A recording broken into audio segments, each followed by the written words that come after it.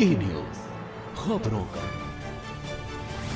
प्रधानमंत्री नरेंद्र मोदी की मन की बात 98वां एपिसोड। आज पीएम मोदी करेंगे मन की बात। होली को लेकर भी कर सकते हैं चर्चा।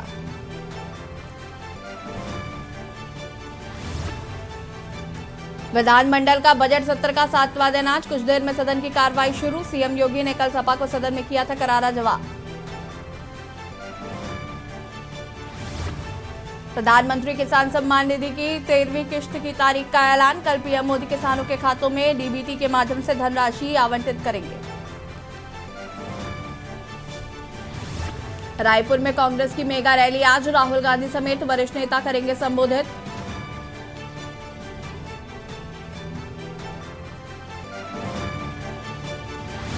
लोकसभा चुनाव 2024 की तैयारियों में जुटी बीजेपी। मिशन 80 को पूरा करने के लिए नए सिरे से बूथ कमेटी। अब बूथ कमेटी में 21 की जगह 11 सदस्य होंगे। चित्रकूट में स्वामी प्रसाद मौर्य की गिरफ्तारी की मांग। राष्ट्रीय बौद्ध महासम्मेलन में शामिल होने आ रहे हैं एफआईआर कराने वाले युवक ने उठाई मांग।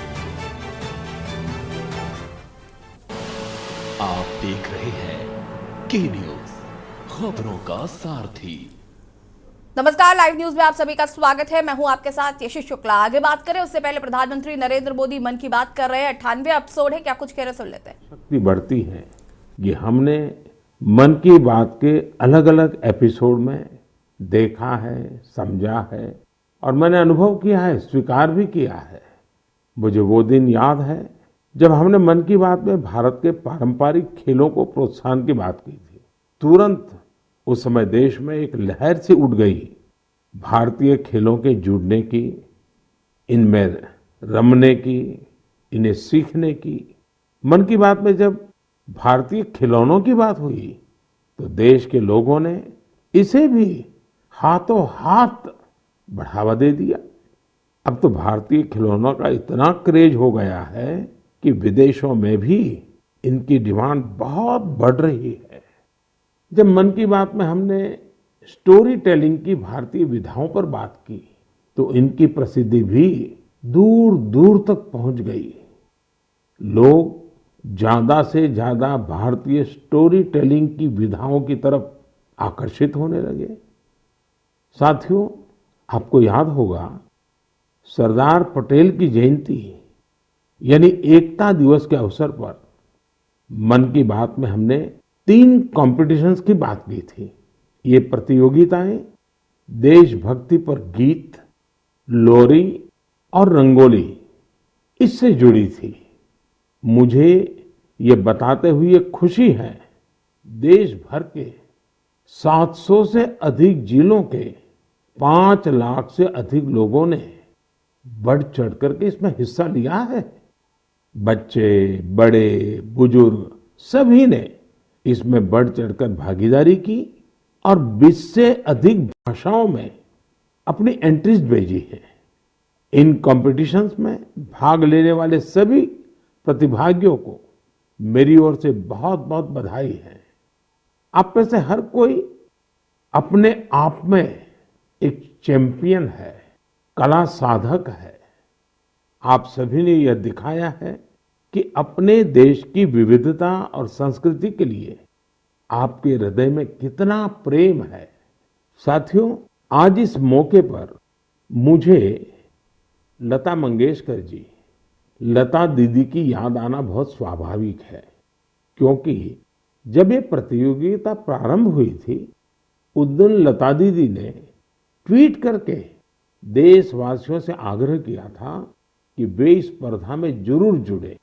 साथियों, लोरी राइटिंग कंपटीशन में पहला पुरस्कार कर्नाटका के चामराजनगर जिले के B.M. मंजुनाथ जी ने जीता है। इन्हें ये पुरस्कार कन्नड़ में लिखी उनकी लोरी मलगू कंदा के लिए मिला है। इसे लिखने की प्रेरणा इन्हें अपनी माँ और दादी के गाए लोरी गीतों से मिली। आप इसे सुनेंगे तो आपको भी आनंद आएगा। मलगु कंद मलगु ಕೂಸೆ ಮಲಗು ನನ್ನ ಜಾಣ ಮರಿಯೇ ಹಗಲು ಕಳೆದು ಈರುಳು ನೆರೆದು ನಿದಿರ ದೇವೆ ಬರುವಳಯ್ಯ ತಾರೆಗಳ ತೋಟದಿಂದ ಕನಸ ಕೊಯ್ದು ತರುವಳಯ್ಯ ಮಲಗು ಕಂದ ಮಲಗು ಕೂಸೆ जो जो जो जो। असम में कामरूप जिले के रहने वाले दिनेश गोवाला जी ने इस प्रतियोगिता में सेकंड प्राइज जीता है। इन्होंने जो लोरी लिखी है उसमें स्थानीय मिट्टी और मेटल के बर्तन बनाने वाले कारीगरों के पॉपुलर क्राफ्ट की छाप है।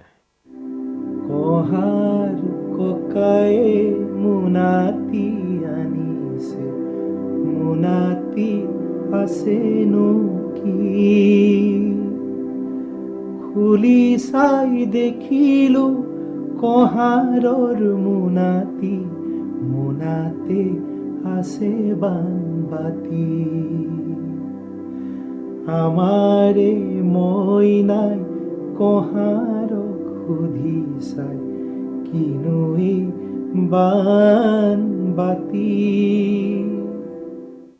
गीतों और लोरी की तरह ही रंगोली कंपटीशन भी काफी लोकप्रिय रहा। इसमें हिस्सा लेने वालों ने एक से बढ़कर एक सुंदर रंगोली बनाकर भेजी। इसमें विनिंग एंट्री पंजाब के कमल कुमार जी की रही। इन्होंने नेताजी सुभाष चंद्र बोस और अमर शहीद वीर भगत सिंह की बहुत ही सुंदर रंगोली बनाई। महाराष्ट्र के सांगली के सचिन नरेंद्र अवसारी जी ने अपनी रंगोली में जलियांवाला बाग, उसका नरसंहार और शहीद उधम सिंह की बहादुरी को प्रदर्शित किया। गोवा के रहने वाले गुरुदत्त वांटेकर जी ने गांधी जी की रंगोली बनाई, जबकि पुडुचेरी के मालातिसेल्वन जी ने भी आजादी के कई महान सेनानियों पर अपना फोकस रखा। देशभक्ति गीत प्रतियोगिता की विजेता टी विजय दुर्गा जी आंध्र प्रदेश की हैं। उन्होंने तेलुगु में अपनी एंट्री भेजी थी। वे अपने क्षेत्र के प्रसिद्ध स्वतंत्रता सेनानी नरसिम्हा रेड्डी गारू जी से काफी प्रेरित रही है। आप भी सुनिए विजय दुर्गा जी की एंट्री का यह हिस्सा। रेनाटी सूर्युडा वीर नरसिंहुडा भारत स्वातंत्र्य समरपु अंकुरानिवि नीवुरा अंकुशानिवि नीवुरा अंकुशानिवि नीवुरा తెల్లదొరల నీతి లేని నిరంకుశపు దమన కాండకు సలసలమని మరిగిన నీ నెత్తుటి ఎర్రని కాకలు రేనాటి सूर्युडा वीर नरसिंहुडा। तेलुगु के बाद अब मैं आपको मैथिली में एक क्लिप सुनाता हूं। इसे दीपक वत्स जी ने भेजा है। उन्होंने भी इस प्रतियोगिता में पुरस्कार जीता है। भारत दुनियाक शान छैयो भैया हमर देश महान छै। तीन बगल छै समुद्र से घेरल उत्तर में कैलाश बलवान छै। गंगा यमुन कृष्णा कावेरी कोसी कमला बलान छै।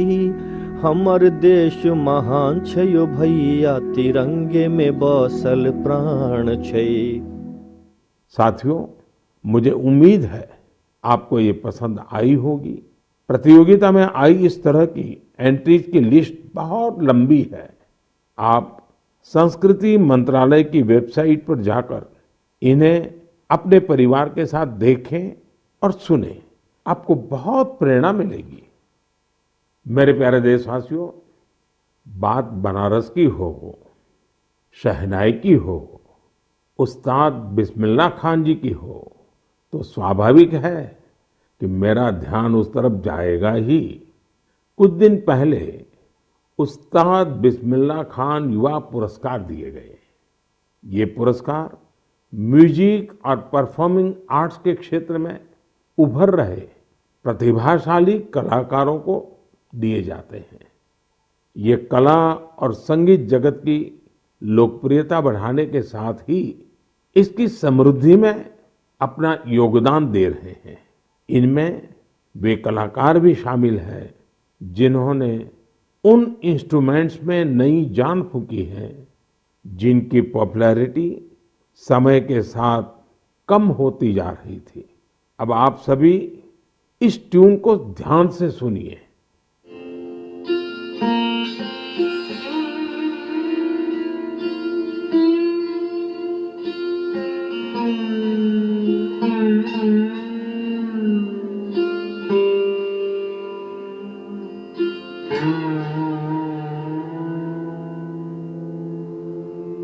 जानते हैं ये कौन सा इंस्ट्रूमेंट है?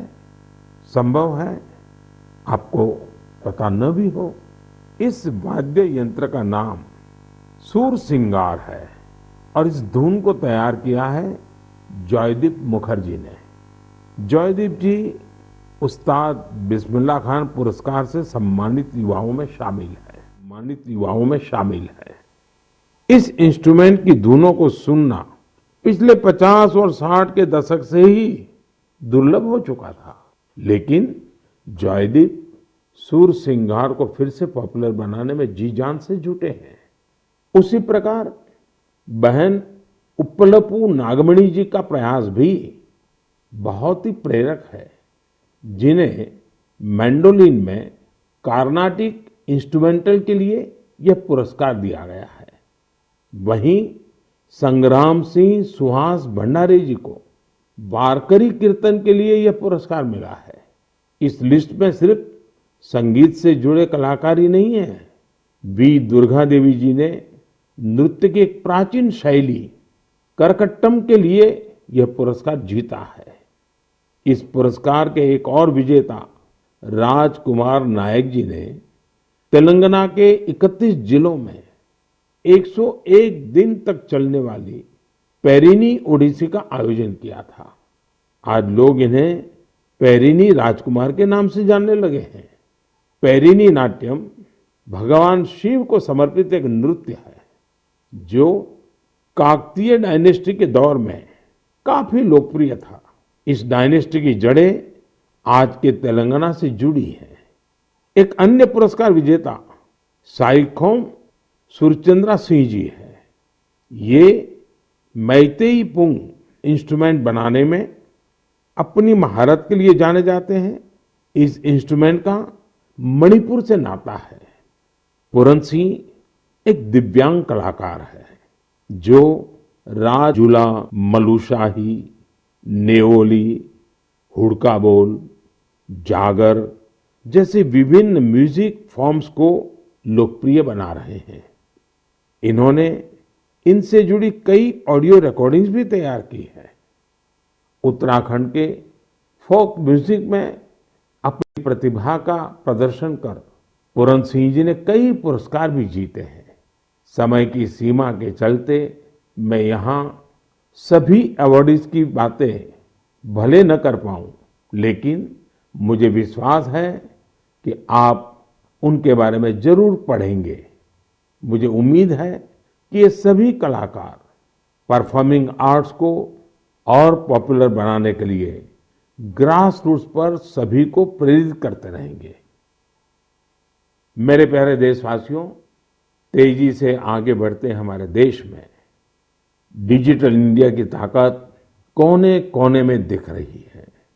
डिजिटल इंडिया की शक्ति को घर घर पहुंचाने में अलग अलग ऐप्स की बड़ी भूमिका होती है। ऐसा ही एक ऐप है ई संजीवनी।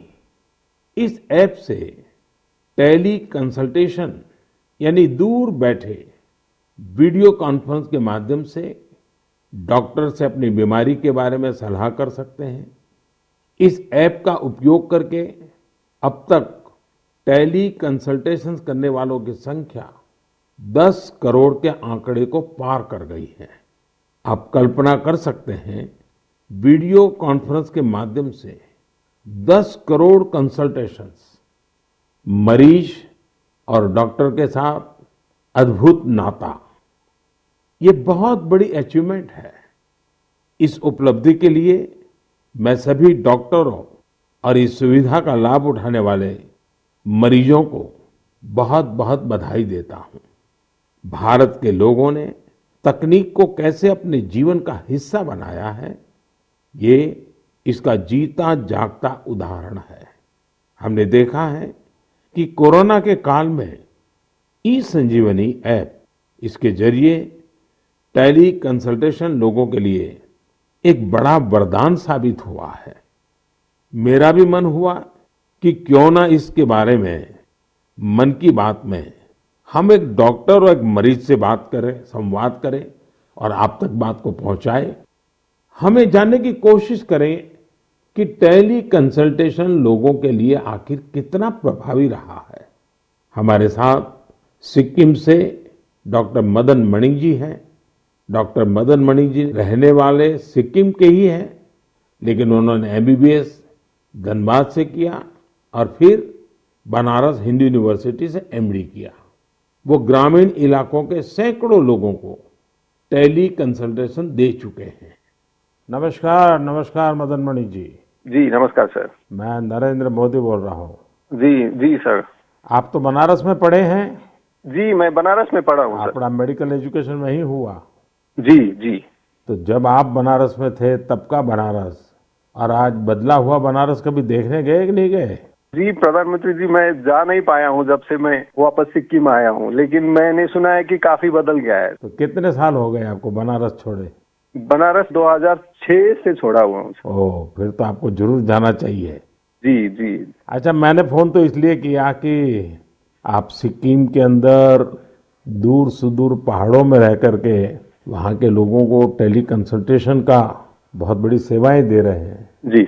मैं मन की बात के श्रोताओं को आपका अनुभव सुनाना चाहता हूँ। जी। जरा मुझे बताइए कैसा अनुभव रहा है? अनुभव बहुत बढ़िया रहा प्रधानमंत्री जी। क्या है कि सिक्किम में बहुत नजदीक का जो पीएचसी है, वहां जाने के लिए भी लोगों को गाड़ी में चढ़ के कम से कम 100-200 रुपया लेके जाना पड़ता है और डॉक्टर मिले नहीं मिले ये भी एक प्रॉब्लम है। तो टेली कंसल्टेशन के माध्यम से लोग हम लोग से सीधे जुड़ जाते हैं। दूर दराज के लोग हेल्थ एंड वेलनेस सेंटर के जो CHOs होते हैं वो लोग हम लोग से कनेक्ट करवा देते हैं और हम लोग का जो पुराने उनके बीमारी है, उनकी रिपोर्ट्स, उनका अभी का प्रेजेंट कंडीशन, सारी चीजें हम लोग को वो बता देते हैं। यानी डॉक्यूमेंट ट्रांसफर करते हैं?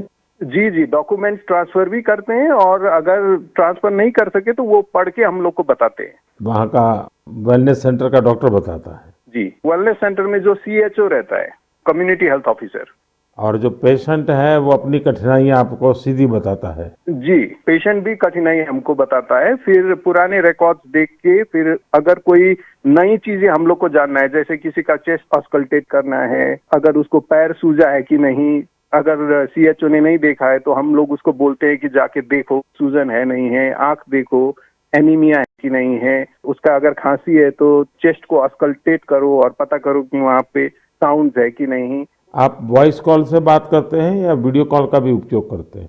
जी, वीडियो कॉल का उपयोग करते हैं। तो आप पेशेंट को भी आप भी देखते हैं? पेशेंट को भी देख पाते हैं। जी। पेशेंट को क्या फीलिंग आता है? पेशेंट को अच्छा लगता है क्योंकि डॉक्टर को नजदीक से वो देख पाता है। उसको कंफ्यूजन रहता है कि उसका दवा घटाना है, बढ़ाना है, क्योंकि सिक्किम में ज्यादातर जो पेशेंट होते हैं वो डायबिटीज, हाइपरटेंशन के आते हैं और एक डायबिटीज और हाइपरटेंशन के दवा को चेंज कर। आप देख रहे हैं के न्यूज, खबरों का सारथी।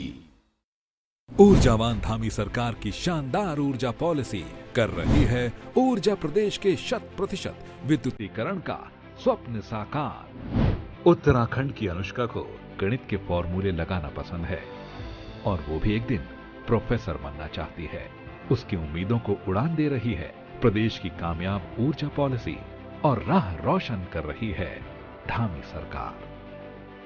आज हमारे ऊर्जा प्रदेश बनेगा और ऊर्जा प्रदेश के नाते ही यहाँ की आर्थिकी बढ़ेगी, यहाँ का विकास होगा, यहाँ का संवर्धन होगा और हमारी मुख्य आर्थिकी का आधार हमारी ये जल विद्युत की परियोजनाएं बनेंगी। आत्मनिर्भर सशक्त बन रहा है ऊर्जा प्रदेश, प्रकाश से विकास, धामी सरकार का उद्देश्य। आप देख रहे हैं के न्यूज, खबरों का सारथी। मोहनलाल जी हैं। अब ये भी संयोग है कि चंदौली भी बनारस से सटा हुआ है। आइए मदन मोहन जी से जानते हैं कि ई संजीवनी को लेकर एक मरीज के रूप में उनका अनुभव क्या रहा है। मदन मोहन जी प्रणाम। नमस्कार। नमस्कार साहब। नमस्कार। अच्छा, मुझे बताया गया है कि आप डायबिटीज के मरीज हैं जी। और आप टेक्नोलॉजी का उपयोग करके टेली कंसल्टेशन कर करके अपनी बीमारी के संबंध में मदद लेते हैं। जी। एक पेशेंट के नाते, एक दर्दी के रूप में मैं आपके अनुभव सुनना चाहता हूं ताकि मैं देशवासियों तक इस बात को पहुंचाना चाहूं कि आज की टेक्नोलॉजी से हमारे गांव में रहने वाले लोग भी किस प्रकार से इसका उपयोग कर सकते हैं। जरा बताइए कैसे करते हैं। ऐसा है सर कि हॉस्पिटलें दूर हैं और जब डायबिटीज हमको हुआ तो हमको जो 5-6 किलोमीटर दूर जाकर इलाज करना पड़ता था, दिखाना पड़ता था। और जब से व्यवस्था आप द्वारा बनाई गई है, इससे है कि मैं जाता हूँ, हमारा जांच होता है, हमको बाहर के डॉक्टरों से बात भी करा देती हैं और दवा भी दे देती हैं। इससे हमको बड़ा लाभ है और लोगों को भी लाभ है इससे। तो एक ही डॉक्टर हर बार आपको देखते हैं कि डॉक्टर बदलते जाते हैं? जैसे उनको नहीं समझ, जिस डॉक्टर को दिखा देती हैं, वही बात करके दूसरे डॉक्टर से हमसे बात कराती हैं। और डॉक्टर आपको जो गाइडेंस देते हैं वो आपको पूरा फायदा होता है उससे? हमको फायदा होता है, हमको उससे बहुत बड़ा फायदा है और गांव के लोगों को भी फायदा उससे है। सभी लोग वहाँ पहुँचते हैं कि भैया हमारा बीपी है, हमारा शुगर है, टेस्ट करो, जांच करो, दवा बताओ। और पहले तो 5-6 किलोमीटर दूर जाते थे, लंबी लाइन लगी रहती थी, पैथोलॉजियों में लाइन लगी रहती थी, एक दिन का समय नुकसान होता था। मतलब आपका समय भी बच जाता है और पैसा भी व्यय होता था। यहाँ तो निःशुल्क सेवाएं सब हो रही हैं। अच्छा, जब आप अपने सामने डॉक्टर को मिलते हैं तो एक विश्वास बनता है, चलो भाई डॉक्टर हैं, उन्होंने मेरी नाड़ी देख ली है, मेरी आंखें देख ली है, मेरा जीभ को भी चेक कर लिया है, तो एक अलग फीलिंग आता है। अब ये टेली कंसल्टेशन करते हैं तो वैसा ही संतोष होता है आपको? हाँ, संतोष होता है कि हमारी नाड़ी पकड़ रहे हैं, आला लगा रहे हैं, ऐसा मुझे महसूस होता है। और हमको बड़ा तबीयत खुश होती है कि भाई इतनी अच्छी व्यवस्था द्वारा बनाई गई है, जिससे कि हमको यहाँ परेशानी से जाना पड़ता था, गाड़ी भाड़ा देना पड़ता था, वहाँ लाइन लगाना पड़ता था, और सारी सुविधाएं हमको घर बैठे बैठे मिल रही है। चलिए मदन मोहन जी, मेरी तरफ से आपको बहुत शुभकामनाएं हैं। उम्र के इस पड़ाव पर भी आप टेक्नोलॉजी को सीखे हैं, टेक्नोलॉजी का उपयोग करते हैं। औरों को भी बताइए ताकि लोगों का समय भी बच जाए, धन भी बच जाए और उनको जो भी मार्गदर्शन मिलता है उससे दवाइयाँ भी अच्छे ढंग से हो सकती हैं। हाँ, और क्या। चलिए, मेरी बहुत बहुत शुभकामनाएं हैं आपको मदन मोहन जी। बनारस को साहब आपने काशी विश्वनाथ को एकदम बना दिया, डेवलपमेंट कर दिया, ये आपको बधाई हमारे तरफ से। मैं आपका धन्यवाद करता हूं। हमने क्या बनाया जी, बनारस के लोगों ने बनारस को बनाया है। नहीं तो हम तो माँ गंगा की सेवा के लिए माँ गंगा ने बुलाया है, बस और कुछ नहीं। ठीक है जी, बहुत बहुत शुभकामनाएं आपको। प्रणाम जी। नमस्कार सर। नमस्कार जी। साथियों, देश के सामान्य मानवी के लिए, मध्यम वर्ग के लिए, पहाड़ी क्षेत्रों में रहने वालों के लिए ई संजीवनी जीवन रक्षा करने वाला ऐप बन रहा है। ये है भारत की डिजिटल क्रांति की शक्ति और इसका प्रभाव आज हम हर क्षेत्र में देख रहे हैं। भारत के यूपीआई की ताकत भी आप जानते ही हैं। दुनिया के कितने ही देश इसकी तरफ आकर्षित हैं। कुछ दिन पहले ही भारत और सिंगापुर के बीच यूपीआई पे नाउ लिंक लॉन्च किया गया। अब सिंगापुर और भारत के लोग अपने मोबाइल फोन से उसी तरह पैसे ट्रांसफर कर रहे हैं जैसे वे अपने अपने देश के अंदर करते हैं। मुझे खुशी है कि लोगों ने इसका लाभ उठाना शुरू कर दिया है। भारत का ई संजीवनी ऐप हो या फिर यूपीआई, ये ईज ऑफ लिविंग को बढ़ाने में बहुत मददगार साबित हुए हैं। मेरे प्यारे देशवासियों, जब किसी देश में विलुप्त हो रहे किसी पक्षी की प्रजाति को, किसी जीव जंतु को बचा लिया जाता है तो उसकी पूरी दुनिया में चर्चा होती है। हमारे देश में ऐसी अनेकों महान परंपराएं भी हैं जो लुप्त हो चुकी थी, लोगों के मन मस्तिष्क से हट चुकी थी, लेकिन अब इन्हें जनभागीदारी की शक्ति से पुनर्जीवित करने का प्रयास हो रहा है। तो इसकी चर्चा के लिए मन की बात से बेहतर मंच और क्या होगा। अब जो मैं आपको बताने जा रहा हूं वो जानकर वाकई आपको बहुत प्रसन्नता होगी, विरासत पर गर्व होगा। अमेरिका में रहने वाले श्रीमान कंचन बैनर्जी ने विरासत के संरक्षण से जुड़े ऐसे ही एक अभियान की तरफ मेरा ध्यान आकर्षित किया है। मैं उनका अभिनंदन करता हूँ। साथियों, पश्चिम बंगाल में हुगली जिले के बांसबेरिया में इस महीने त्रिवेणी कुंभो महोत्सव का आयोजन किया गया। इसमें 8 लाख से ज्यादा श्रद्धालु शामिल हुए। लेकिन आप देख रहे हैं के न्यूज, खबरों का सारथी।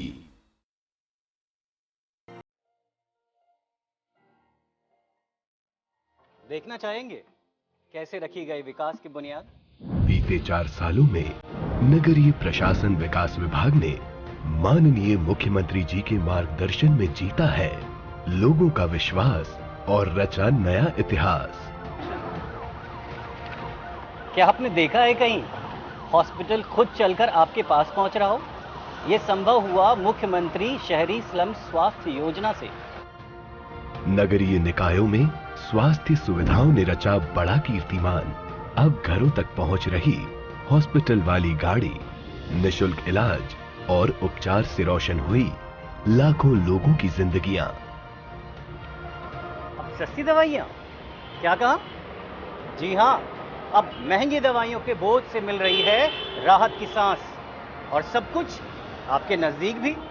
नागरिकों को बेहतर स्वास्थ्य सुविधा देने हर शहर में खोले Shri Dhanvantari generic medical stores, जहां 50 से 80% कम कीमत पर दवाइयां उपलब्ध हैं। हेलो सर, आपका प्रमाण पत्र बन गया। अब एक फोन कॉल पर सारे सरकारी दस्तावेज घर बैठे बनते हैं। नागरिकों को मिलने वाली सुविधाओं में मुख्यमंत्री मितान योजना ने कमाल कर दिखाया है। सिर्फ एक फोन पर घर बैठे सारे दस्तावेज बन जाते हैं। यही नहीं, अमृत मिशन से हर घर में पहुंचा स्वच्छ साफ पानी। बिजली बिल हाफ से लाखों लोगों ने ली राहत की सांस। अतुलनीय प्रयासों से जटिल प्रक्रिया हुई आसान। मिल रही सबको सुविधा और समस्याओं का हो रहा त्वरित समाधान।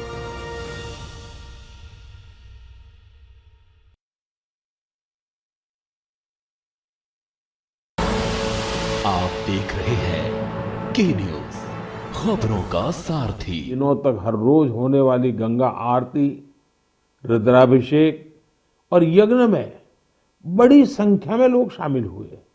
इस बार हुए महोत्सव में विभिन्न आश्रम, मठ और अखाड़े भी शामिल थे।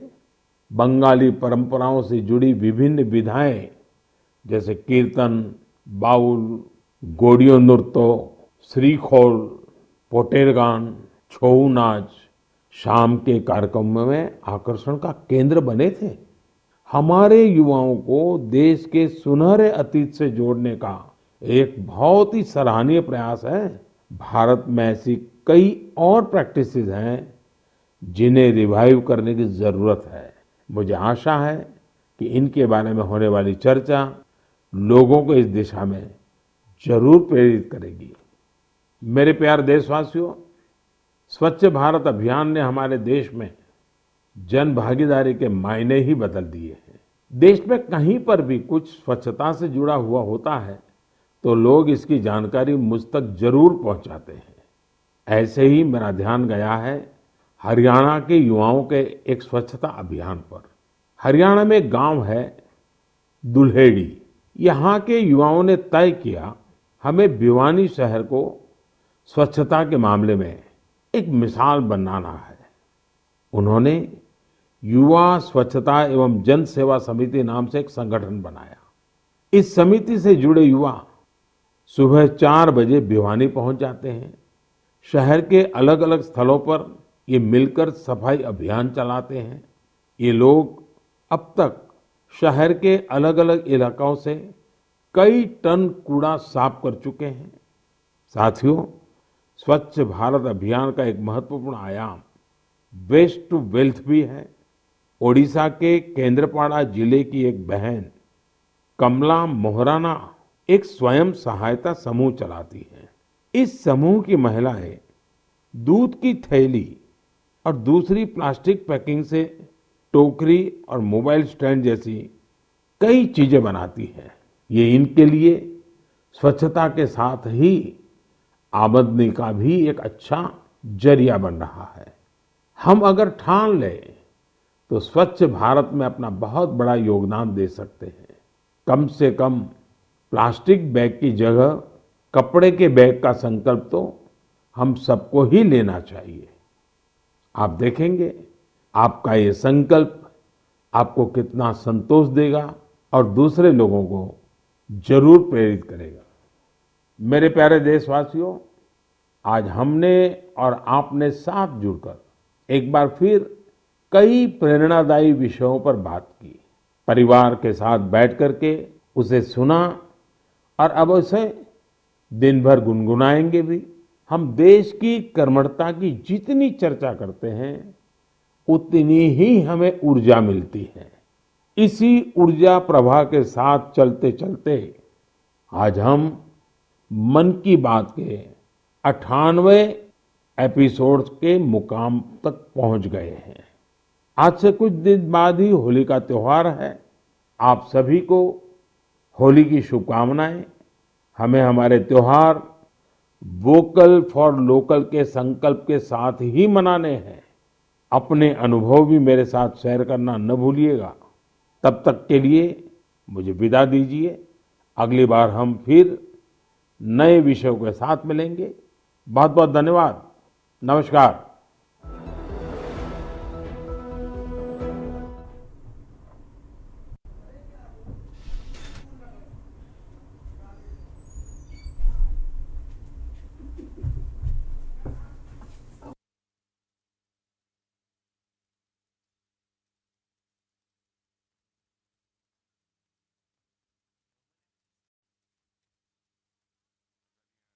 मोदी का 98वां एपिसोड। आपको बता दें कि उन्होंने कहा कि भारतीय खेलों को बढ़ावा मिल रहा है। बहुत सारी अहम बातें यहां पर प्रधानमंत्री नरेंद्र मोदी द्वारा कही गई। एकता दिवस पर प्रतियोगिताओं के आयोजन हो रहे हैं। देश से संवाद किया प्रधानमंत्री नरेंद्र मोदी ने। पीएम मोदी के साथ मन की बात सुन रहे थे आप।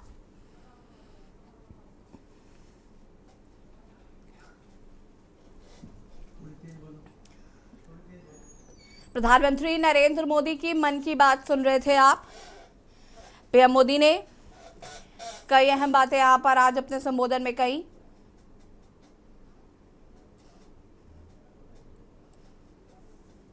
तरह तरह के जो कार्यक्रम देश में आयोजित हो रहे हैं उनका जिक्र भी यहां पर प्रधानमंत्री नरेंद्र मोदी ने किया।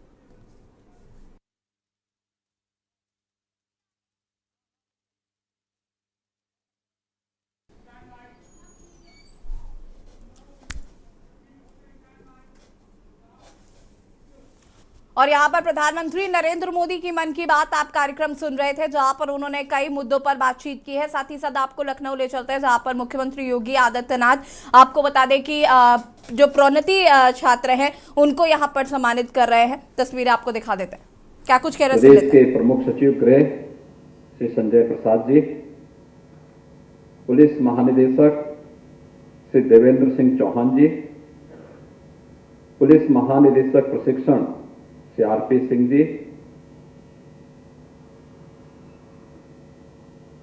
ADG law and order Shri Prashant Kumar ji, ADG PAC doctor KS Pratap Kumar ji, हमारे यहां पर उपस्थित सभी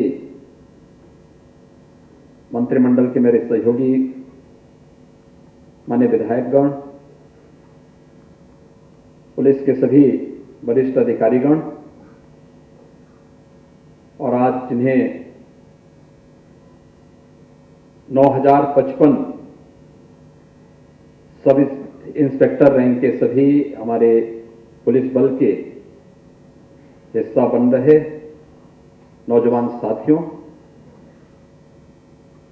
मैं आप सबको आज के इस अवसर पर हृदय से बधाई देते हुए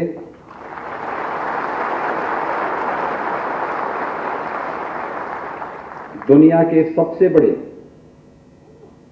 सिविल पुलिस बल के एक अभिन्न हिस्सा बनने के लिए आप सबका मैं हृदय से अभिनंदन करता हूं। अभी कुछ देर में आदरणीय प्रधानमंत्री जी का मार्गदर्शन भी आप सबको प्राप्त होगा। आप सब सौभाग्यशाली हैं कि नियुक्ति पत्र प्राप्त होते समय दुनिया के सबसे लोकप्रिय नेता प्रधानमंत्री मोदी जी का आशीर्वचन आप सबको प्राप्त होगा।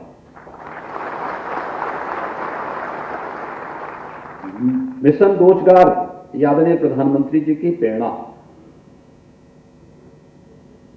के कारण द्रुत गति से आगे बढ़ पाया है और मुझे इस बात के लिए प्रसन्नता है कि विगत 6 वर्ष के दौरान हमारी सरकार प्रदेश में लगभग 5.5 लाख युवाओं को प्रदेश सरकार के विभिन्न विभागों में समायोजित करने, उन्हें नौकरी देने, सरकारी नौकरी देने में सफल रही है, जिनमें 1,60,000 से अधिक केवल पुलिस उत्तर प्रदेश पुलिस बल के अंदर ही हमने नियुक्ति की प्रक्रिया को पूरा किया है। आप सब जानते हैं कि उत्तर प्रदेश पुलिस बल में क्या स्थिति थी। जब 2017 में हम लोगों ने सत्ता संभाली थी तो 1.5 लाख से अधिक पद रिक्त थे। पीएससी की 54 से अधिक कंपनियां समाप्त कर दी गई थी। फायर ब्रिगेड के नाम पर विभाग तो था, लेकिन बुनियादी सुविधाओं के अभाव में जब मैंने एक बार प्रारंभ में इस विभाग को रिव्यू किया था तो मैंने एक ही बात पूछी थी। मैंने कहा अगर किसी गली में आग लग जाए आप क्या करेंगे? उन्होंने कहा हमारे पास कोई भी इक्विपमेंट नहीं है, उस प्रकार के वाहन नहीं है। किसी हाई राइज बिल्डिंग में आग लग जाए तब क्या करेंगे? उनके पास कोई उपाय नहीं था। आज अत्याधुनिक सुविधाओं से युक्त हमारा फायर ब्रिगेड भी उसी मजबूती के साथ खड़ा है। पीएससी की सभी 54 बटालियन को पुनर्गठित कर दिया गया है। पीएससी की 3 नई महिला बटालियन का गठन भी किया जा चुका है और साथ साथ कुछ नए जनपदों में जो सुरक्षा की दृष्टि से अत्यंत संवेदनशील थे, उन जनपदों में पीएससी की नई बटालियन के गठन की कार्रवाई भी तेजी के साथ आगे बढ़ रही है। उत्तर प्रदेश पुलिस बल में जो 1.5 लाख से अधिक पुलिस कार्मिकों की जगह रिक्त थी, उन्हें पूरी पारदर्शी तरीके के साथ, निष्पक्ष और पारदर्शी तरीके के साथ उन्हें भर्ती की प्रक्रिया के साथ जोड़ करके प्रदेश के अंदर पुलिस बल के मनोबल को बढ़ाने के लिए अनेक कार्यक्रम किए गए। आज मैं कह सकता हूं कि पहली बार हुआ है जब उत्तर प्रदेश पुलिस बल में, जब हम लोग 2017 में आए थे, ट्रेनिंग की क्षमता मात्र 6,000 की थी। हम इसको लगभग 3 गुना करने में सफल हुए हैं। आज हम कह सकते हैं, मैं यही पुलिस लाइन लखनऊ में गया था, अचानक मैं दोपहर में गया, मैंने देखा वहां पे पुलिस बैरक को देखने के लिए मैं निकला था। एक टूटी हुई चारपाई पे पुलिस का एक जवान लेटा हुआ था, ऊपर की छत टूटी हुई थी। तो मैंने कहा क्या इसी में हमारे पुलिस के जवान रहते हैं? किसी के मुंह से आवाज नहीं निकल रही थी। हमने कहा जितना भी हो सकता है, अगर पुलिस की भर्ती की प्रक्रिया को हम आगे बढ़ा रहे हैं तो अवस्थापना सुविधाएं भी होनी चाहिए। हर पुलिस लाइन में, हर थाने में, हर पुलिस चौकी में अवस्थापना सुविधाओं का विकास किया जाना चाहिए, अच्छे बैरक बनने चाहिए महिलाओं के लिए, पुरुषों के लिए। महिलाओं की संख्या बढ़े, आधी आबादी के अनुरूप उन्हें प्रतिनिधित्व भी मिले। 2017 की तुलना में आज महिला कार्मिकों की संख्या 3 गुनी से अधिक उत्तर प्रदेश पुलिस बल में है। यह दिखाता है कि एक सकारात्मक दिशा में हम लोग आगे बढ़े हैं और उसी का परिणाम है। सुशासन की पहली शर्त है सुरक्षा, कानून का राज, और कानून के राज के लिए आवश्यक है कि हमें हर हाल में बल के इकबाल को बनाए रखना है, हर हाल में बनाए रखना है। एक कॉमन मैन के प्रति हमारा व्यवहार अत्यंत ही मित्रतापूर्ण होना चाहिए, सद्भावनापूर्ण होना चाहिए। लेकिन अपराधी कोई भी हो, कानून के साथ खिलवाड़ करने वाला व्यक्ति कोई भी क्यों ना हो, कितना भी बड़ा क्यों ना हो, उसके साथ जीरो टॉलरेंस की नीति के तहत उसे कानून के कटघरे में खड़ा करके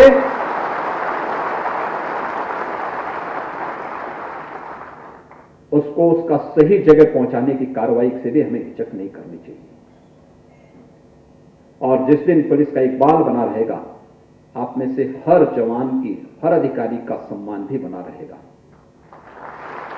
जब हम पुलिस के इस इकबाल को तोड़ने का प्रयास करेंगे तो मुझे लगता है एक बार स्वयं भी, जो भी व्यक्ति इसके साथ खिलवाड़ करने का प्रयास करेगा, वह स्वयं भी एक बार अपने आप को टूटा हुआ महसूस करेगा, अधूरा महसूस करेगा, और मुझे लगता है जीवन नहीं हो सकता है।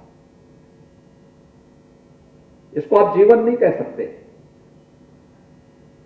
पिछले 6 वर्ष के अंदर हम लोगों ने प्रदेश के अंदर पूरा प्रयास किया है कि कैसे हम सब विभागों के साथ मिलकर के इन कार्यक्रमों को आगे बढ़ा सकते हैं। सेफ सिटी के कार्यक्रम को हम नगर विकास के साथ मिलकर के आगे बढ़ा रहे हैं। केंद्र और राज्य सरकार मिलकर के इन कार्यक्रमों को आगे बढ़ा रही है। आज सभी 17 नगर निगमों से युक्त हमारे 17 नगर, बड़े महानगर और गौतम बुद्ध 18 नगर हमारे ऐसे हैं जो सेफ सिटी की ओर जा रहे हैं, जहां पर हम लोग पूरी तरीके से एक एक गतिविधि को सीसीटीवी कैमरे के माध्यम से कैद करके ICCC के माध्यम से हम वहां पर न केवल वहां की ट्रैफिक मैनेजमेंट की व्यवस्था को, बल्कि सेफ सिटी के पूरे कॉन्सेप्ट को भी वहां पर प्रभावी ढंग से लागू कर रहे हैं। समय के अनुरूप हमें अपने आप को तैयार करना होगा। अपराध की प्रकृति बदली है। पहले अपराध की चुनौती भौगोलिक हुआ करती थी, आज उसकी नई प्रकृति बदली है। विकास के साथ तकनीक से सक्षम युवा उस दिशा में कैसे प्रभावी भूमिका का निर्वहन कर सकता है। अपराधी से 10 कदम आगे सोचने की प्रवृत्ति हमारे मन में जब होगी, तब हम उसको अपने नियंत्रण में ले पाएंगे। अगर हम लकीर के फकीर बने रहेंगे तो नहीं प्रभावी कदम उठा पाएंगे। और इसीलिए प्रदेश सरकार ने 18 रेंज में 18 साइबर थाने स्थापित किए हैं। शेष अन्य जनपदों में भी वहां पर साइबर क्राइम को रोकने के लिए थानों के गठन की कार्रवाई और हेल्प डेस्क के निर्माण की कार्रवाई को युद्ध स्तर पर आगे बढ़ाया है। महिला सुरक्षा के क्षेत्र में भी बेहतरीन कार्य उत्तर प्रदेश ने किया है। ई प्रोसिक्यूशन लागू करने वाला देश का सबसे अग्रणी राज्यों में उत्तर प्रदेश है। उत्तर प्रदेश के बाद कोई भी राज्य आएगा वह उत्तर प्रदेश से आधे से कम में है। यानी उत्तर प्रदेश ने एक लंबी छलांग इस दिशा में आगे लगाई है। और उत्तर प्रदेश के अंदर हम लोगों ने पुलिस के इसी रिफॉर्म को आगे बढ़ाते हुए 1973 से मांग थी कि उत्तर प्रदेश में पुलिस कमिश्नरेट सिस्टम लागू होना चाहिए। हम लोगों ने लागू कर दिया। आज 7 नगर उत्तर प्रदेश के ऐसे हैं जहां पुलिस कमिश्नरेट सिस्टम है और पुलिस वहां पर प्रभावी ढंग से लोगों के मन में सुरक्षा का एक भाव पैदा कर रहा है। कानून का राज सुशासन की पहली शर्त है और सुशासन की पहली शर्त इस बात को तय करती है कि युवाओं के रोजगार को देने में हम लोगों की भूमिका क्या है, नागरिकों को सम्मान देने और नागरिकों के विश्वास को अर्जित करने में हम कितना सफल हो पा रहे हैं। आज आप देख रहे होंगे हर एक स्तर पर, अभी हाल ही में उत्तर प्रदेश के अंदर 2 बड़े इवेंट हुए। 10, 11, 12 फरवरी को ग्लोबल इन्वेस्टर समिट हुआ। देश और दुनिया का हर निवेशक उत्तर प्रदेश में आया। जो निवेशक पहले उत्तर प्रदेश में आने से डरता था, आज वह लखनऊ में आकर के 3 दिनों तक रहा।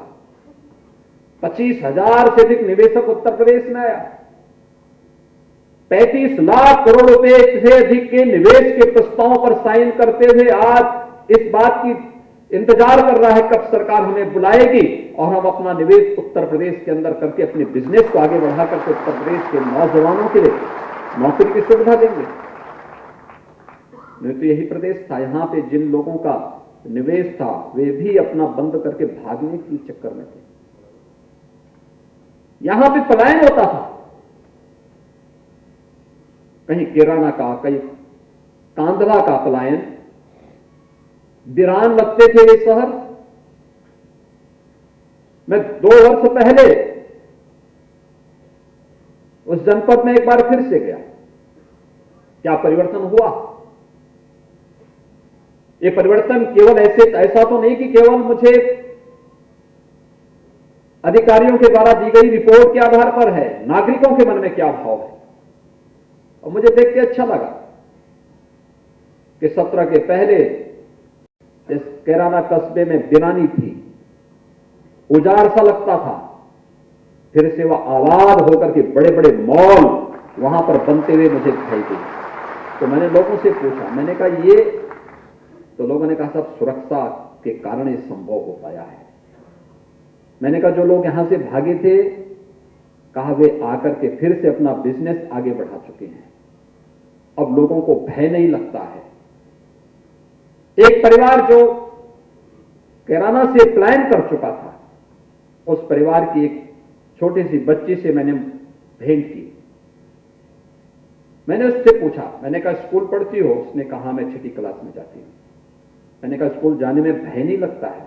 कहा नहीं साहब, अब कैसे भय, अब तो सभी अपराधी पलायन कर चुके हैं, हम वापस आ चुके हैं, अपराधी पलायन कर चुके हैं।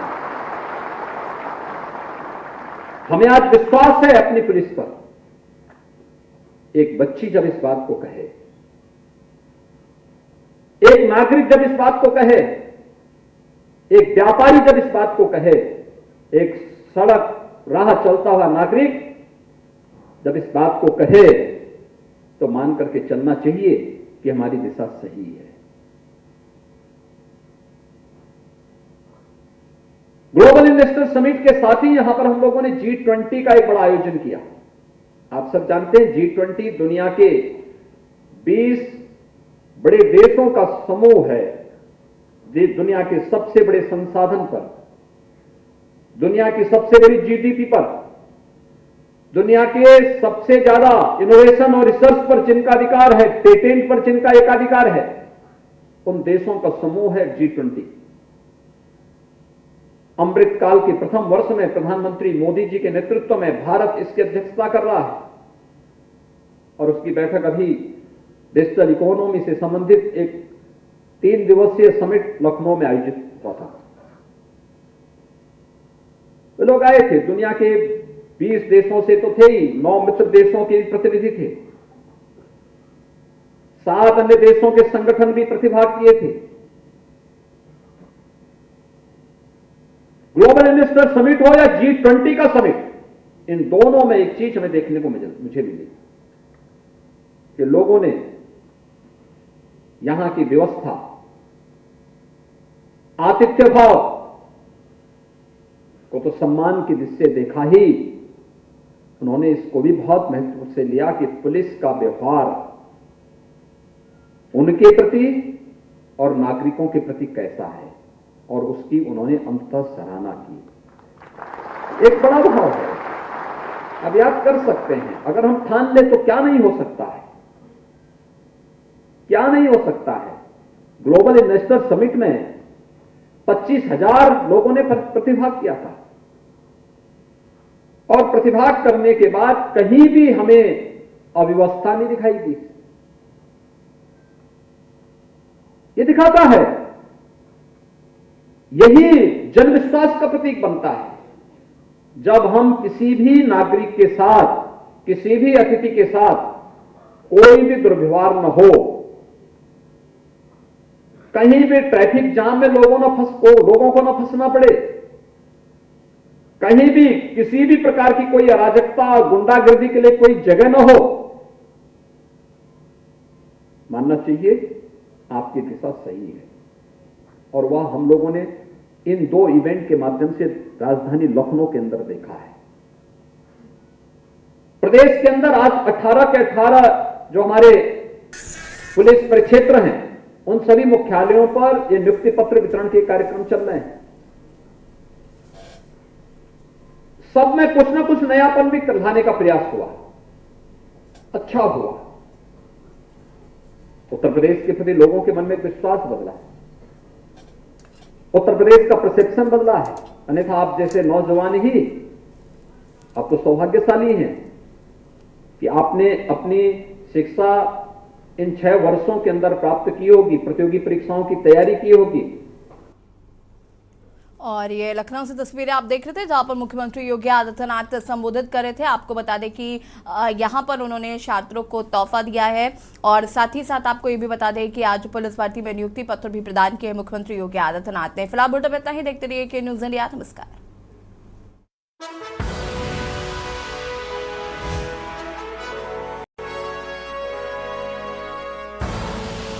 आप देख रहे हैं के न्यूज़, खबरों का